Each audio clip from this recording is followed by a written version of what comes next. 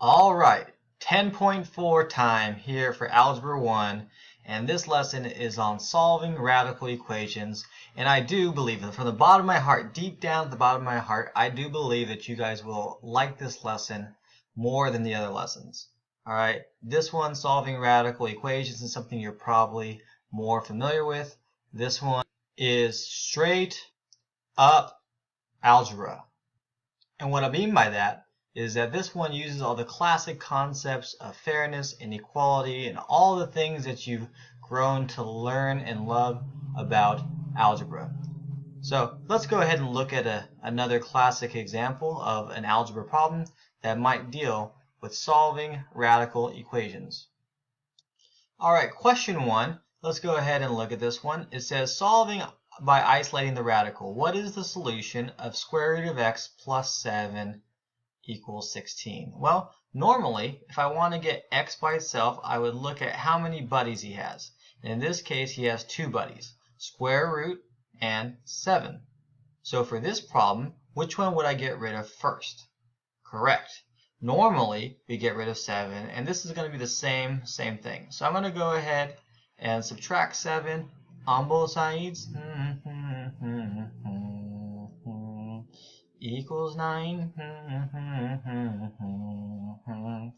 Alright, now we need to go ahead and get rid of the square root. How do we get rid of the square root? Well, we're just going to go ahead and square both sides, right? Because in this case right here, we need to go ahead and square to get rid of this, and I get x is equal to 81. How would I check my answer? Well, I would go ahead and plug this in. I would go ahead and evaluate. The square root of 81 plus 7 should equal to 16. The square root of 81 is 9 plus 7 does equal 16. And the whole thing checks out. So this is straight up algebra. Basically what we've grown to love and expect out of the problem. It doesn't really trick us all that much. Got a question number 1. What is the solution of square root of x minus 5 is equal to negative 2? Well, I'm going to go ahead and add 5 on both sides. The square root of x is equal to 3. How do I get rid of my square root? You square both sides, and I'm going to get x is equal to 9. Checking my answer, the square root of 9 minus 5 should equal negative 2. The square root of 9 is 3, minus 5 does equal negative 2. The whole thing checks out. Alright. And this brings us to problem 2 in your book, and this thing looks like a mess. The time t in seconds it takes for a pendulum of a clock to complete a full swing is approximated by the equation. Alright, t is equal to 2 square root L over 3.3, where L is the length of the pendulum in feet. Alright, and then the pendulum of a clock completes a full swing in 3 seconds. Okay, so the main things that we have to get out of this whole thing is this equation. The time it takes is 3 seconds, and they want us to find the length of the pendulum. We want to solve for L. So I'm just going to go ahead and start by rewriting the equation that we had. Let's go back and make this a little bigger. Make this 2 a little bigger. 2 square root L over 3.3. Now, they do tell you that the time it takes is 3 seconds. So if you want, you can plug this in right now, or you can wait to the end. I'm just going to wait to the end just to substitute later. And what I want to do is I want to isolate L. I want to get L by itself because they want us to find the length of the pendulum. So if you're trying to isolate L, L has 3 buddies, 2 square root and the 3.3. You can't get rid of the 3.3 yet because he's trapped in the grouping symbol. He's stuck in this grouping symbol that is a square root symbol. So what I'm going to do is I'm going to go ahead and divide by 2 on both sides. And now I have t over 2 is equal to the square root of L over 3.3. Now I want to get rid of my square root so that I can eventually break free of the grouping symbol. I square both sides, and now I'm going to have t squared, because I'm going to apply this exponent to everything on the inside, over 2 squared, which is 4, is equal to L over 3.3. Alright, this guy cross-canceled, and all I have left is this. Now, last thing I'm going to do is I can multiply both sides by 3.3, or I can use the butterfly method. Butterfly method would also work here. 3.3. And remember, t was 3, so our final answer is going to be 3.3 times 3 squared, because t was equal to 3, over 4. Cool? 3.3 times 9 divided by 4. With a calculator, pretty easy to solve. 3.3 times 9 divided by 4 should give you about 7.425, and this is going to be in feet because the question says the length is in feet.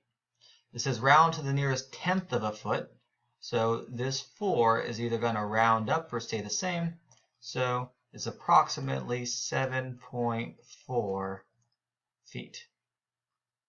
Right. So this thing looks scarier than what it actually is. This is mainly just going to be straight up algebra, yet again.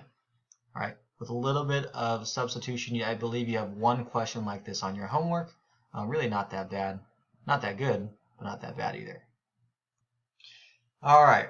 Let's go on to problem 3. Problem 3 is going to be a little bit easier.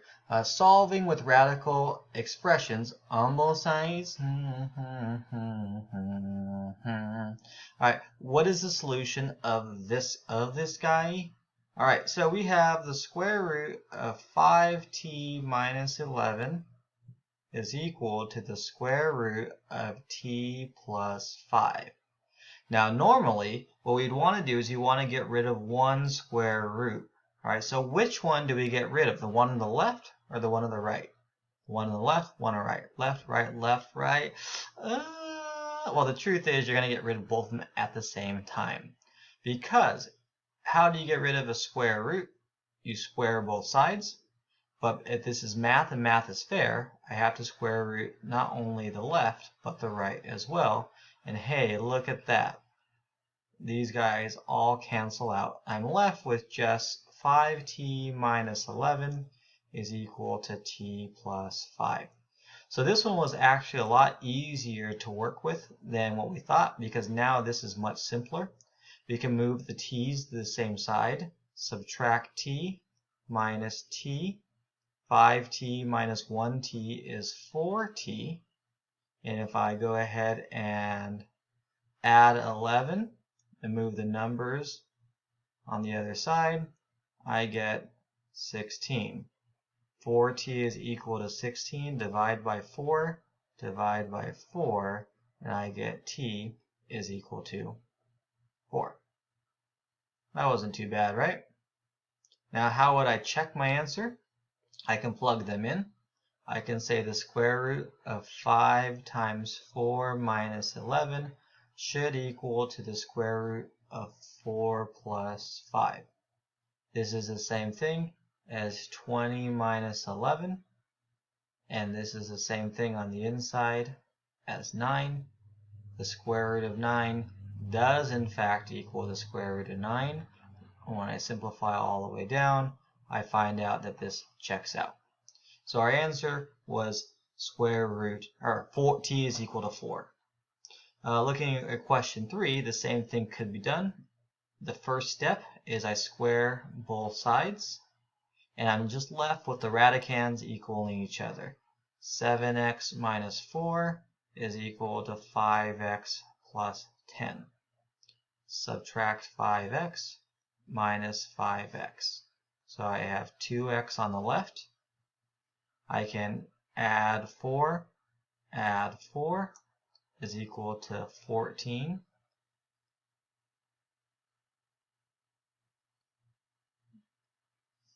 Divide by 2,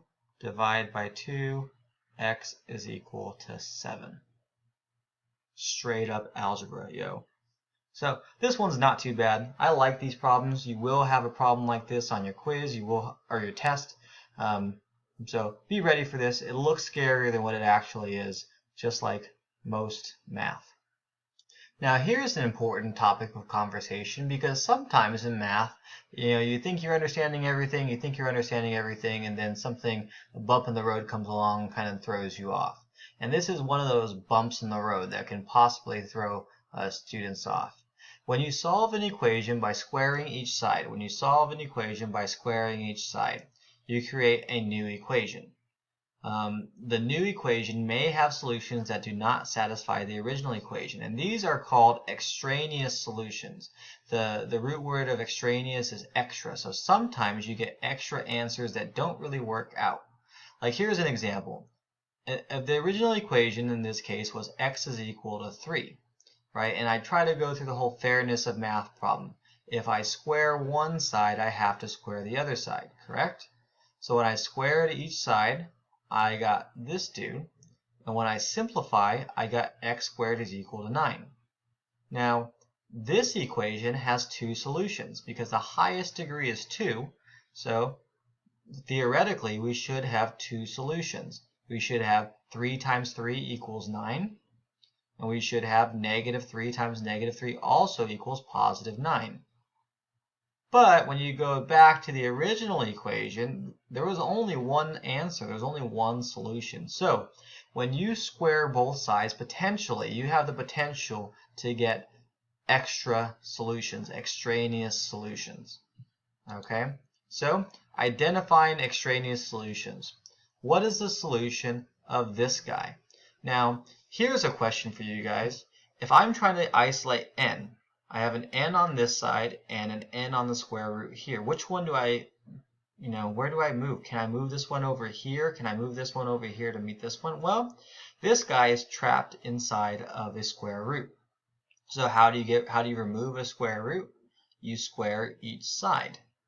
But now, when I square both sides, I end up with something like this. And this isn't that bad to solve. The problem is the highest degree originally was 1. There's only supposed to be at most one solution. But now we're going to end up with 2 solutions.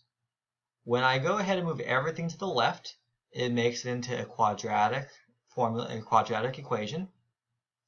And this isn't so bad because a long time ago Shia LaBeouf taught us how to factor these things out. We can go ahead and find factors of negative 12 to add a negative 1. We get negative 4 and 3, and we get 2 solutions. We can use a zero product property that says 4 minus 4 is 0, so n is equal to 4, or n is equal to negative 3. But which one is the correct answer? Because we're only supposed to have 1, but we potentially had 2, right? Or sometimes both of them might work out. So the only way to guarantee that we get the right solution and the right amount of solutions is to check our work. If I plug in 4 into the original equation, I get 4 is equal to 4. When I plug in negative 3 into the original equation, I get negative 3 is equal to 3. This one is correct, and this one is extraneous. So let's look at the got it question. Got it question number 4 says negative, make sure I'm on the, all right, cool. Negative y is equal to the square root of y plus 6. We know something might go down with this one because I have a regular y on one side and a square root of a y. And that likely means something is about to go down. So what I'm going to do is I'm going to go ahead and get rid of the square root first. I'm going to target the square root and square both sides. When I square both sides, I got to square the negative sign as well. So negative y times negative y is y squared is equal to, these guys cancel out, and I have y plus 6. I want to go ahead, because I have a highest degree of 2, this is a quadratic, so I'm going to move everything to the other side by subtracting y, subtract 6, y squared minus y minus 6 is equal to now 0, because y minus y is 0, and 6 minus 6 is 0, and a long time ago, the great man himself, Shia LaBeouf, taught us that these could be factored. Remember, we look for step 1 of Shia LaBeouf factoring, GCF.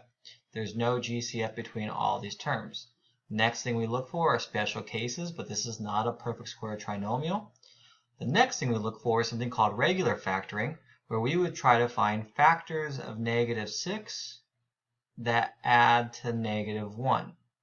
And factors of negative 6, well, 2 times 3 equals 6, and positive 2 times negative 3 equals negative 6, and when I add them together, they equal negative 1. So, we haven't done this in a while, but I would have y plus 2 and y minus 3. The zero product property told us that if we try to solve for y plus 2 equals 0, then y is equal to negative 2, or y is equal to 3. Because negative 2 plus 2 is 0, and if this is 0, the whole thing multiplied would be 0. Or if 3 minus 3 is 0, then the whole thing would be 0. We have two potential answers, but we're supposed to have at most 1.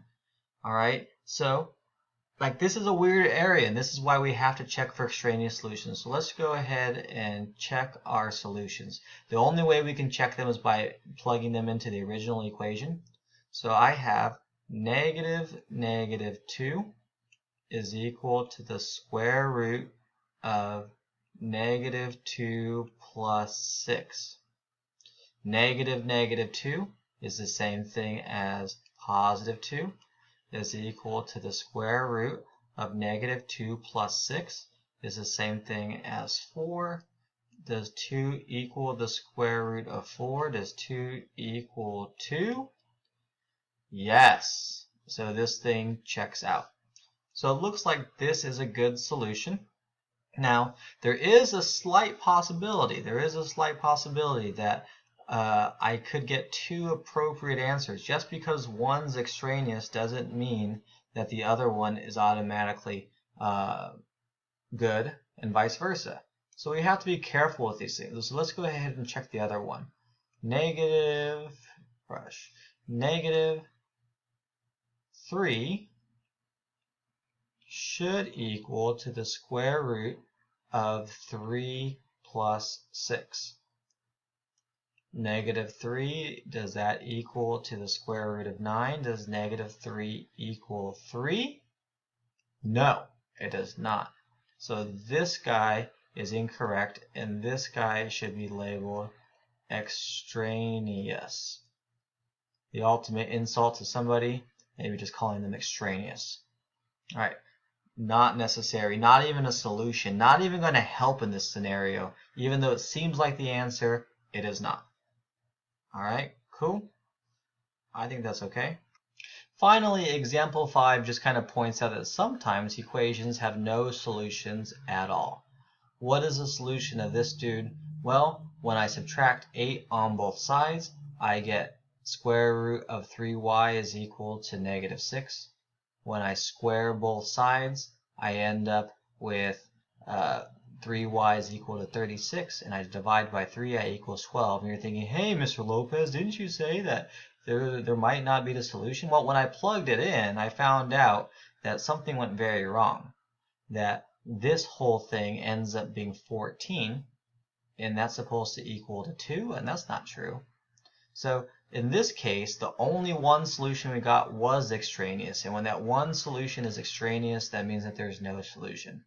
Now, why did this happen? This happened because we had the square root of a value is supposed to equal a negative number, and that in itself probably should have been the tip-off that something was going to go wrong.